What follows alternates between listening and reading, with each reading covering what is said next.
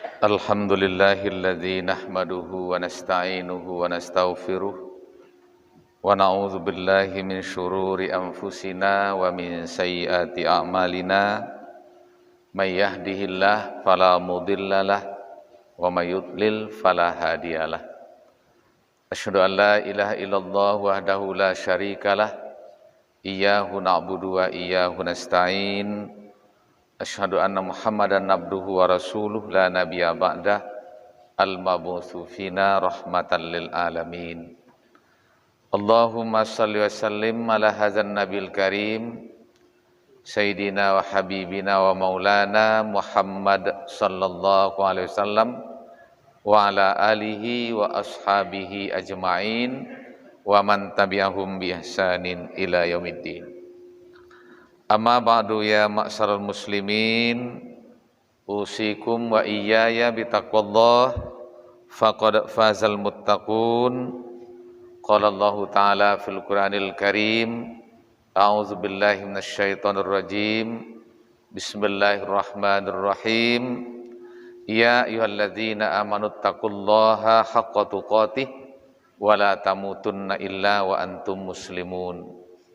Wa qala ta'ala a'udzu billahi minasyaitonir rajim qul la yusibana illa ma kataballahu lana huwa maulana wa 'alallahi falyatawakkalul mu'minun. Wa qala ta'ala a'udzu billahi minasyaitonir rajim bismillahirrahmanirrahim wa lanabluwannakum bisyai'im minal khaufi wal ju' wa naqsim minal amwali wal anfusi was samarat wa basyiris sabirin alladzina iza asabathum musibah qalu inna lillahi wa inna ilaihi raji'un. Shadaqallahul azim. Kaum bapak sidang jamaah Jumat rahimakumullah. Pertama, puji syukur kita sampaikan kepada Allah Subhanahu wa taala atas nikmat iman dan hidayah Islam kepada kita.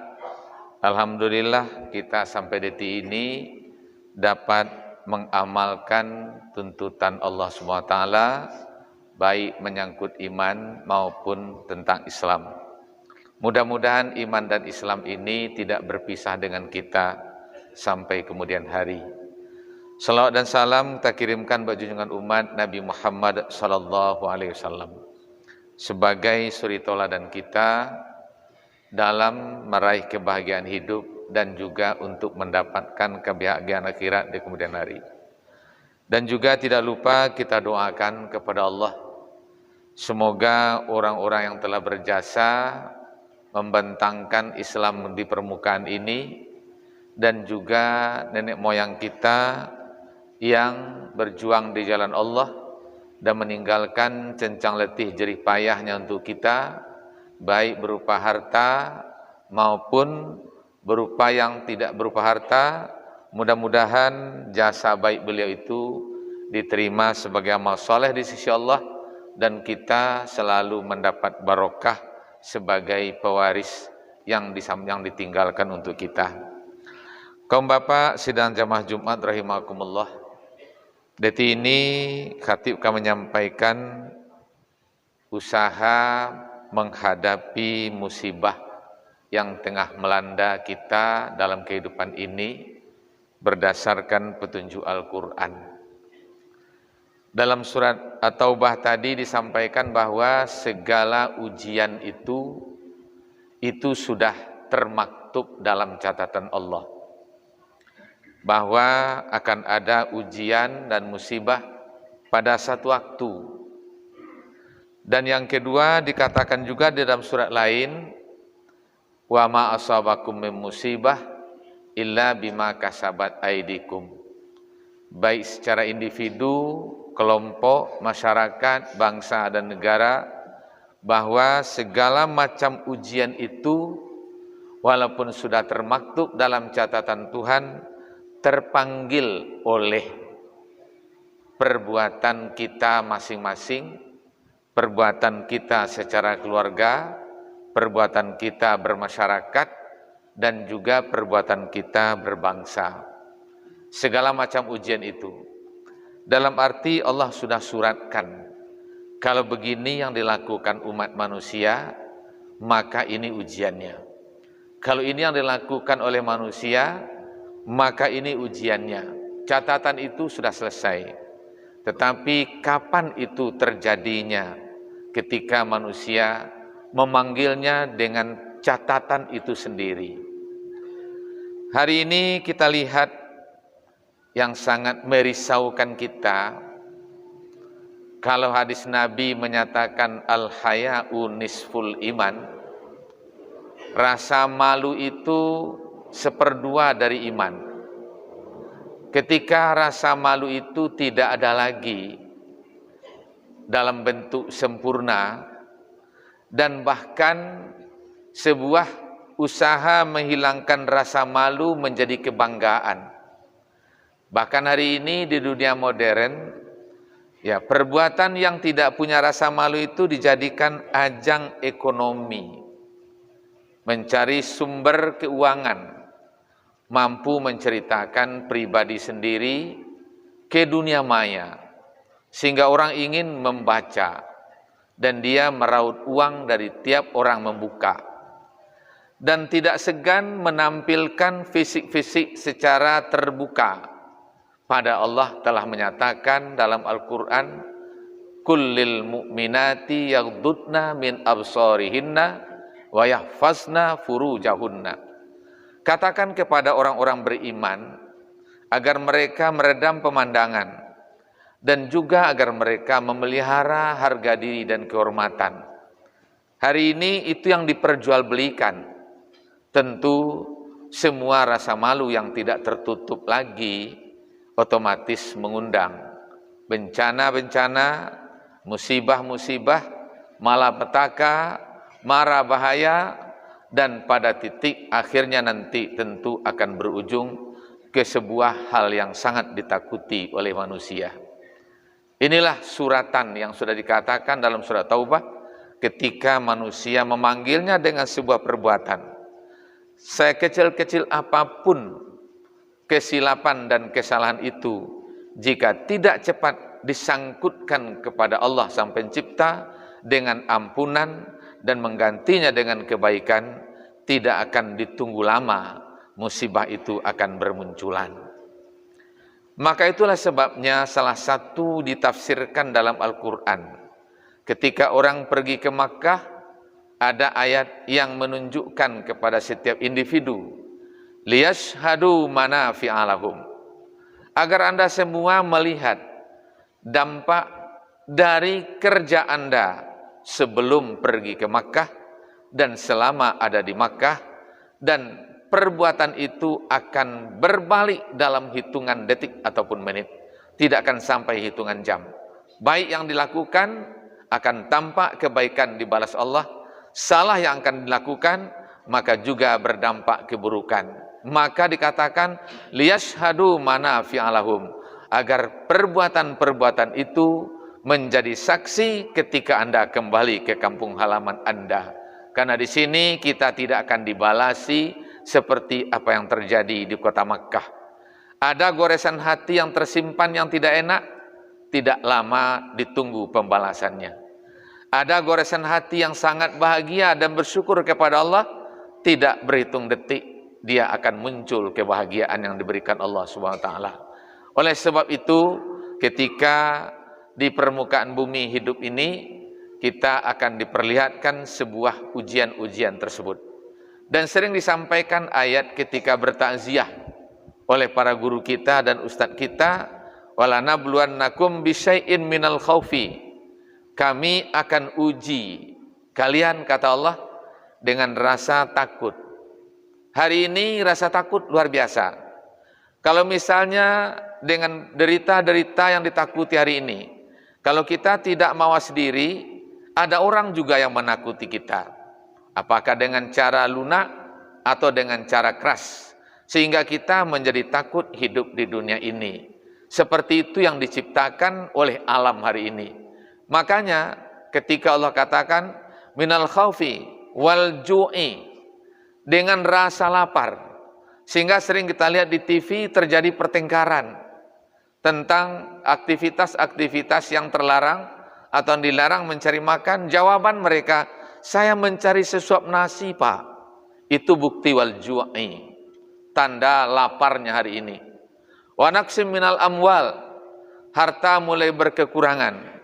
Ternyata para pedagang, kemudian para grosir yang kita kenal di Tanah Abang putarannya satu hari miliaran, dan juga Tamrin juga begitu, ketika tertutup mereka banyak yang gulung tikar. Artinya itu bukti nyata bahwa usaha telah, harta benda telah dikurangi Allah sampai ke negeri kita. Cuma saja di Minangkabau ini tidak terasa seperti itu, karena kita punya harta pusaka yang masih diurus oleh kaum ibu, sehingga sedikit-sedikit maka akan bisa teratasi dengan baik. Itu kelebihan orang Minangkabau yang masih punya harta pusaka, dan dia tetap akan makan walaupun kurang daripada masa yang lalu, tapi insya Allah tidak akan bergulung tikar seperti orang-orang yang hidup di kota-kota besar. Kemudian dikurangi keluarga.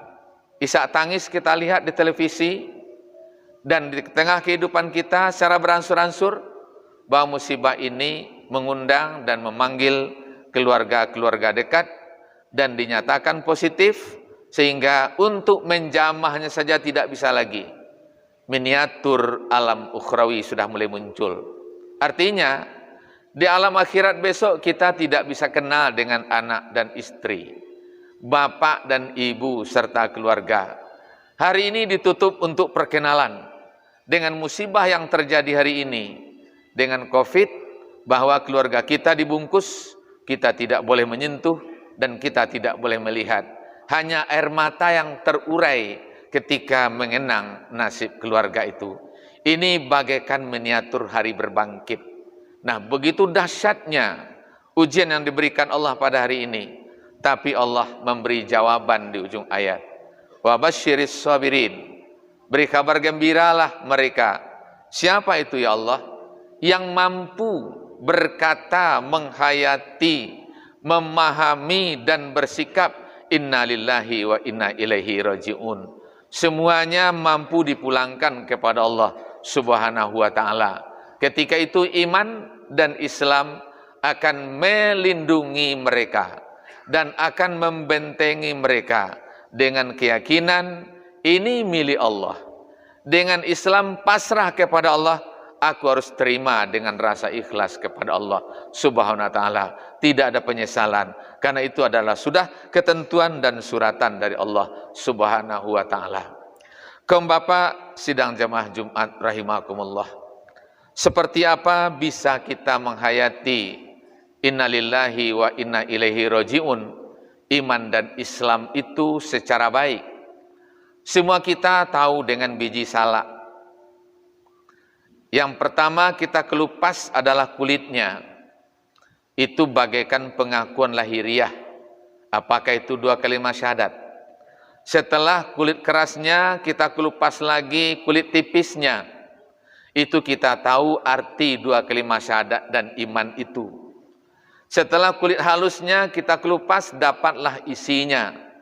Buah iman dan Islam itu kita akan bisa berbuat baik. Inilah langkah sarana jalan menuju takwa. Tetapi di dalam biji dagingnya itu ada biji keras. Nah, biji keras inilah yang akan tumbuh, subur, berbuah, dan kemudian berkembang. Kalau seseorang sudah mendapatkan iman dan Islam bagaikan biji kerasnya itu, maka akan tumbuhlah dalam kehidupan bahwa kebaikan-kebaikan akan muncul dalam dirinya, keikhlasan-keikhlasan akan tampak dalam sikap hidupnya. Ini gambaran bahwa inna lillahi wa inna ilaihi raji'un sudah sampai ke bijinya. Dalam bahasa kita, bahwa dia akan tumbuh, setelah itu dia akan besar dan akan berbuah dan bisa dinikmati orang. Maka ini kabar gembira bagi umat Nabi Muhammad. Oleh sebab itu, langkah pertama yang akan kita lakukan menghadapi musibah ini, walaupun kesuksesannya nanti tergantung kepada usaha individu kita, yaitu memperkokoh iman. Karena iman sudah ada dibawa sejak lahir. Islam juga telah membalut diri kita sejak dalam kandungan, bahwa kita dilahirkan dari nenek ibu yang Islam. Akhirnya kita dilabel sebagai seorang muslim. Maka kita tinggal memelihara, memperkokoh. Cara memperkokohnya itu diajarkan kita melalui ucapan 2 kalimat syahadat untuk 1 hari 1 malam luar biasa banyaknya. Pertama, setiap azan 2 kalimat syahadatnya. Kemudian pada qamat 1 kalimat syahadatnya. Kalau 5 kali kita mengikuti azan, maka kita akan mendapatkan sekian jumlah 2 kalimat syahadat. Kemudian setelah berwudu, kita juga mengucapkan 2 kalimat syahadat. 5 kali kita berwudu 1 hari 1 malam, maka kita akan mendapatkan 5 kali pula 2 kalimat syahadat. Dan kemudian setiap solat dalam 17 rakaat itu, solat yang 1 tahiyatnya kita mendapat 2 kalimat syahadat. Dan kemudian solat yang 2 tahiyatnya kita akan dapat 2 kalimat syahadat. Begitulah cara Nabi yang menyampaikan kepada kita dalam rangka menanamkan 2 kalimat syahadat itu dalam memperkokoh keimanan. Dan tinggal lagi usaha kedua, bahwa iman ini harus diperbaharui. Karena secara tidak bisa kita bantah, banyak orang berkata hari ini, kenapa begini alam? Sebagian menjawab, iman itu yang telah tipis, iman itu yang telah kurang. Masyarakat sudah banyak yang kurang imannya, mungkin karena masa malunya sudah kurang, atau pemahaman 2 kalimat syahadatnya semakin menipis. Nah, berarti iman kita itu sering berdebu, berkarat. Maka Nabi berpesan kepada sahabat, sahabat itu ahli surga.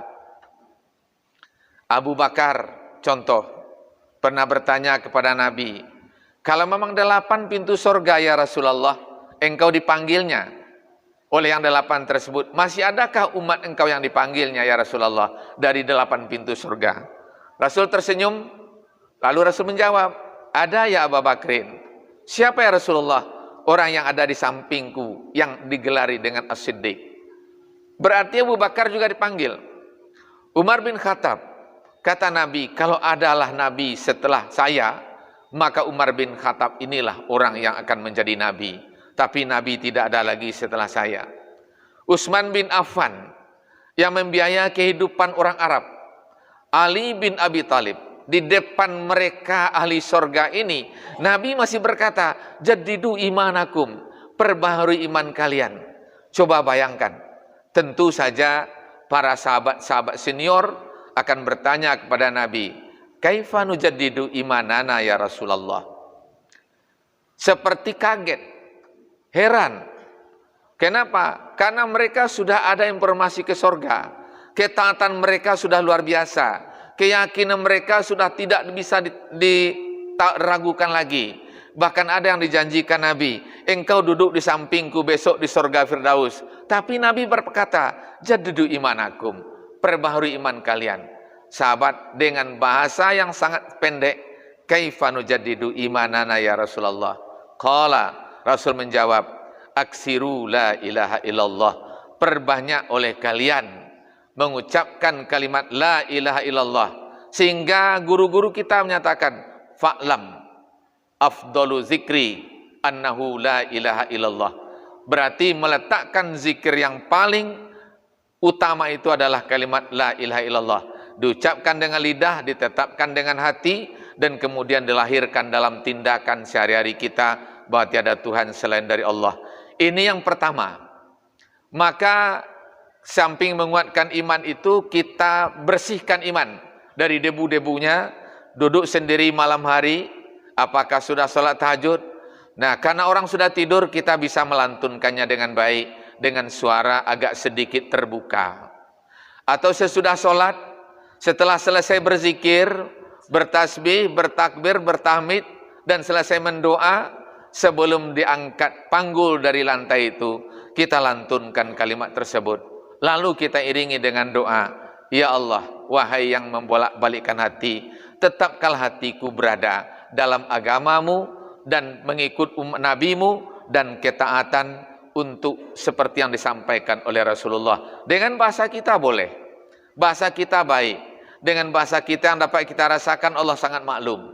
Maka tetapkan hati, karena hati berbolak-balik. Dan kemudian kita yang kedua adalah dalam ayat tadi, innalillahi wa inna ilaihi rajiun, itu bahwa kita akan menerima apa yang telah kita ucapkan dan apa yang telah kita yakinkan dan apa yang telah kita ikrarkan. Maka tentu perbuatan kita yang membawa takwa, imtisalul awamira wajtinabun nawahiya, artinya mengikuti segala yang diperintahkan Allah dan menjauhi segala yang dilarangnya. Dari hari ke hari kita coba meningkatkan, tambahan terus. Kita melihat ayat Al-Quran bahwa ada ayat yang menyatakan bahwa sekecil apapun perbuatan kita akan ditimbang. Setelah itu timbangan diungkapkan dengan mawazin, timbang akhirat. Ada yang menyatakan timbang body, badan kita ditimbang. Ada dasarnya. Ketika Abdullah bin Mas'ud berdiri di samping pohon, datang angin badai, Ibnu Mas'ud ini atau Abdullah bin Mas'ud ini bersandar ke pohon tersebut. Sahabat melihatnya begini, untung Ibnu Mas'ud bersandar di pohon itu, karena dia kecil. Setelah itu Abdullah bin Mas'ud bergeser berdiri. Setelah bergeser berdiri, sahabat ketawa. Nah, kenapa? Karena kecilnya, nanti diterbangkan angin dibanding tubuh orang Arab. Rasul mendengar. Kalian tahu enggak? Ada apa Rasulullah? Kaki Abdullah bin Abbas yang sebelah kiri, jangan keduanya, itu lebih berat timbangannya daripada bukit Uhud. Mana mungkin kakinya akan bergeser oleh angin. Nah, di akhirat besok, kaki yang kecil Abdullah bin Abbas itu, ya, yang kecil itu lebih berat dari bukit Uhud. Sahabat terdiam. Maka sehingga ada yang menyatakan bahwa nanti timbangan body juga terjadi. Satu lagi ada pertanyaan, udkhulul jannah biridai, masuklah kamu ke dalam surgaku dengan reda aku. Seorang pengabdi beramal saleh kepada Allah bertanya, bukankah aku masuk dengan amalanku ya Allah, dengan amalanku yang banyak? Maka Allah menyuruh malaikat, tolong timbang jari kelingking kirinya dengan nikmat yang kuberikan kepadanya, mana yang lebih berat? Maka diambil jarinya, timbang, ternyata berat nikmat jari itu dari amal solehnya. Ditimbang jari kelingkingnya, kemudian ditimbang amal solehnya, lebih berat jari kelingkingnya, menunjukkan bahwa badan orang juga akan ditimbang. Satu lagi menyatakan karena dia mawazin, semua aktivitas dikelompokkan.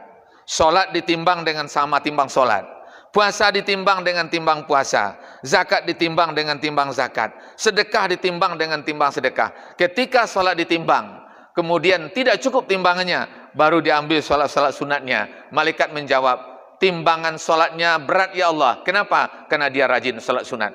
Lalu kenapa kita? Nah, setelah solat langsung meninggalkan tempat duduk. Seharusnya kita berzikir, bertawakal, menyerahkan dan minta diterima oleh Allah SWT. Kemudian kita lapisi dengan solat sunat. Sampaikan kepada Allah, jika ada kekurangan yang kulakukan ya Allah, jadikanlah ini penyempurna, agar timbanganku di akhirat tentang solat sempurna dan lebih berat dari semua apa yang kuberikan kepadaku.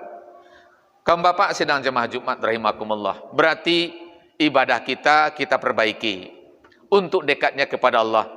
Yang ketiga akhlak. Yang terakhir, bagaimana perilaku kita segan kepada Allah itu lebih utama daripada segan kepada makhluk Allah. Kendati segan kepada makhluk Allah itu lebih utama juga. Satu kali kisah nyata, seorang sahabat datang ke halaqah Rasulullah. Pas dia masuk, Nabi tersenyum melihatnya. Pas duduk, orang itu agak gemetar. Kenapa Nabi tersenyum melihat saya? Tapi senyum Nabi itu dalam kondisi serius. Lalu sahabat lain bertanya, ya Rasulullah, kami melihat keanehan, engkau tersenyum. Kenapa tersenyum ya Rasulullah? Allah menginformasikan kepada saya bahwa saudara anda ini mandi di kejauhan daripada manusia. Dia buka kainnya totalitas, Kemudian dia gulung kainnya itu, dia letakkan di tempat ketinggian supaya tidak kena air. Lalu dia mandi. Sedang mandi tidak berpakaian tertutup, lewatlah seekor belalang yang warna sayapnya seperti emas. Dia langsung berdiri membungkus belalang itu dengan kainnya. Sementara yang diciptakan Tuhan tidak dibungkusnya. Dia meletakkan dirinya lebih rendah dari seekor belalang. Maka sahabat ini tertunduk dan beristighfar, minta maaf kepada Rasulullah SAW. Apa artinya? Ciptaan Tuhan yang begitu mulia tidak dibungkusnya, tetapi ciptaan Tuhan yang dia bisa menguasai dibungkusnya. Berarti sampai ke situ nilai kita dipertanyakan Allah Subhanahu wa Ta'ala. Makanya hari ini kalau seandainya akhlak itu yang digelontorkan di muka bumi, pakaian kita itu, tentu musibah akan terpanggil sebagai surat taubah. Illa ma kataballah, kecuali yang telah dituliskan Allah. Dan kemudian ma asabakum min musibah, musibah itu karena dipanggil perbuatan. Tentu hari ini kita mencoba menyikapinya dengan 3 sikap. Kita perkuat dan kita bersihkan iman dan Islam kita sepanjang waktu. Dan kemudian kita perbanyak mengabdi kepada Allah.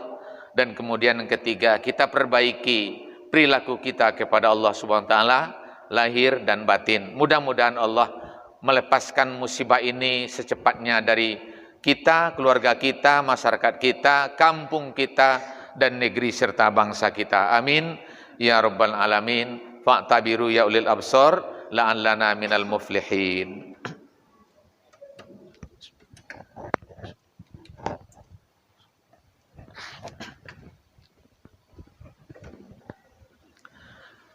Alhamdulillahirabbil alamin. Asyhadu an la ilaha illallah wa la syarikalah. Asyhadu anna Muhammadan abduhu wa rasuluhu la nabiyya ba'dah. Allahumma shalli wa sallim ala sayyidil mursalin Muhammad sallallahu alaihi wasallam wa ala alihi wa ashabi ajmain wa man tabi'ahum bi ihsanin ila yaumiddin. Amma ba'du ya ma'syaral muslimin, usikum wa nafsi bi taqwallah faqad fazal muttaqun. Allahu ta'ala fil Qur'anil Karim. A'udzubillahi minasyaitonir rajim. Bismillahirrahmanirrahim. Wal asri innal insana lafi khusrin illa alladzina amanu wa amilus solihat wa tawassaw bil haqq wa tawassaw bis sabr. Shadaqallahul azim. Innallaha malaikatahu yusholluna 'alan nabi ya ayyuhalladzina amanu shallu 'alaihi wa sallimu taslima. Allahumma shalli wa sallim wa barik ala sayyidina Muhammad wa ala ali sayyidina Muhammad kama shallaita wa barakta ala Ibrahim wa ala ali Ibrahim fil alamina innaka hamidum majid. Allahumma fir lil mu'minina wal mu'minat wal muslimina wal muslimat al ahya'i minhum wal amwat innaka sami'un qaribum mujibud da'awat. Amin ya qadiyal hajat. Allahumma hdina wa qaumana bi hidayatil Qur'an wa barik lana ya Allah bi barakatil Qur'an warhamna ya Allah bi hurmatil Qur'an wa nawwir qulubana ya Allah bi nuril Qur'an wa zayyinhu fi qulubina ya rabbal alamin.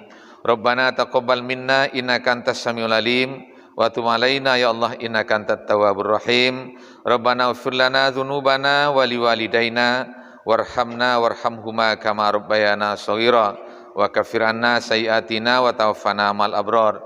Rabbana atina fid dunya hasanah wa fil akhirati hasanatan wa qina azabannar wa adkhilnal jannata mal abrar ya aziz ya ghaffar ya rabbal alamin. Ibadallah, innallaha ya'muru bil 'adli wal ihsan wa ita'izil qurba wa yanha 'anil fahsya'i wal munkari wal baghi ya'izukum la'allakum tadhakkarun. Fadhkurullahal azima yazkurkum washkuruhu ala ni'amihi yazidkum wa la dzikrullahi akbar. Aqimus shalah.